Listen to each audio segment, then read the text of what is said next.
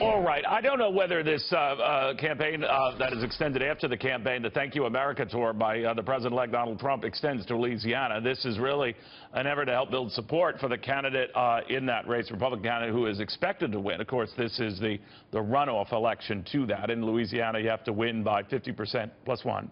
One of the few states that has, the only state that I know of that has something like that.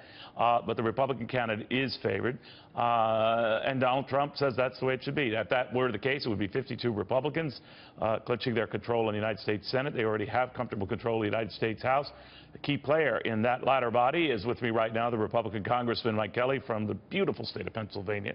Congressman, good to have you. Merry Christmas. Neil, Merry Christmas to you. Good to be with you. You and I were just sort of talking during the break here about great expectations. It's nice to have them, right? But it's a lot of pressure, too. Yeah, well, you know, pressure is how you interpret it. But I just, after working through the election and through the campaign season, you know, Mr. Trump brought an altogether different dimension. And I think actually we're looking now that people that never thought they were part of government, they came out and they voted this time. Mr. Trump was not elected by Republicans. He was elected by Americans who were tired of what they saw going on in Washington. So it gives us an opportunity to really govern in the best interest of the American people, not just a party. Now, you were there when John Boehner would look around and talk about the high expectations on Republicans. And that's a lot of pressure. And you know also how government grinds through things, whether it's under one party's control or not, right? Well, it is. Although I think that right now, if there was any mandate that we received that people understand, we've got to legislate to make America great again. I think we understand that. And I think now we reach across to people we never would have reached before. And there's an old Irish saying, may your home always be too small to hold all your friends.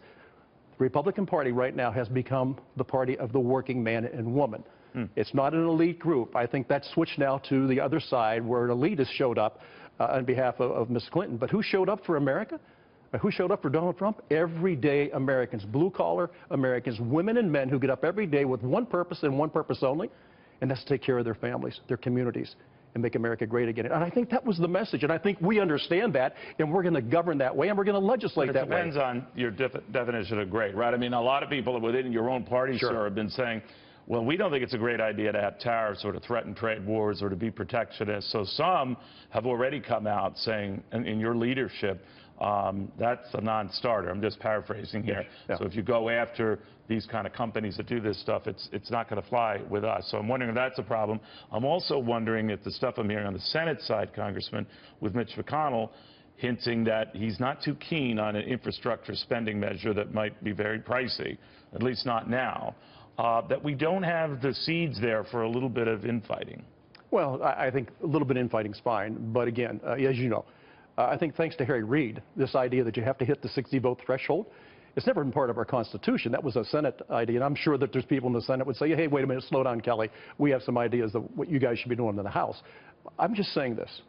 The expectation of the American people is going to be over the top.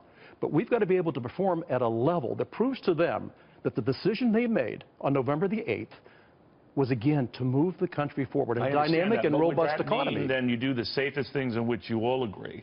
For example, tax cuts. You all seem to agree on that. You all seem to agree on cutting back on regulations. Do you think, then, Congressman, is it your understanding that the first 100 days would include a rollback in all of those tax rates, business, individual, all of that? Do you know what? Again, all of these things, these issues are important to us.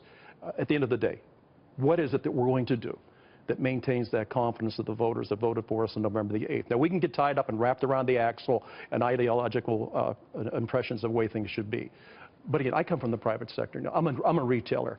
When I look at some of the things we're doing, I always think at the end of the day, what have we done to hurt the American people? What have we done to hurt our economy today? And if we look at where we are immediately, right away, January 20th, what do you think the administration, the Congress should do immediately? Well, we're looking at the things that really do affect business and prosperity, and that is tax regulation, or taxes and regulations. Tax reform is that's a gimme. That's going to happen immediately. Regulations, though, I think are the biggest obstacle that we face. Nothing strangles. Okay. So we have to roll back. Very clear. Regulations, roll a lot of those back. Taxes, business, individual, roll those back to the levels that Donald Trump wants? Are you comfortable with what the levels he wants? Well, you know, I think the president-elect has some ideas. I think those are things that we're going to have to work on together. There are things that we can accomplish. His are more sweeping than your plans. I'm sorry? His are more sweeping than your plans. His are more sweeping than ours, and I think that because of the legislative group that we are, the process that we have to go through, it's a little bit easier for the president to say we're going to do this than it is for the Congress to say it on either side of the House, whether the House or the Senate. Would you be okay with a plan that would temporarily, in the near term, make the deficit worse before revenues come in? That's assuming big tax cuts are the offing. Well, I think you look at long range. What does this mean to us? So is there going to be some deficit spending? As long as it's deficit spending that leads to an upside. So I watched spending in the last... There's a bit more short term. You can live with that as long as the blueprint seems to be for more money coming in. I can live with it because I've done the same thing in my business. I'll make a purchase today that's going to cost a lot of money if it can pay for itself in the long run. Look, if it doesn't kill more than it eats, I don't need it, and neither do the American people, and neither does the American economy. We have to be very smart about how we do it. Making an investment today, a long-term investment that pays off profitably down the road, is the thing that we can do, and we need to do it as quickly as we can. All right. It's going to be wild time. It's going to be fun. It's going to be fun. So it's not too cold out there on the 20th. You know? Always is. Well, if it is, it is. But I'll tell you what, we're going to heat up Washington in a way that I think the American people are going to appreciate it. Congressman, thank you very much. I love the Irish story there. A good Irish man.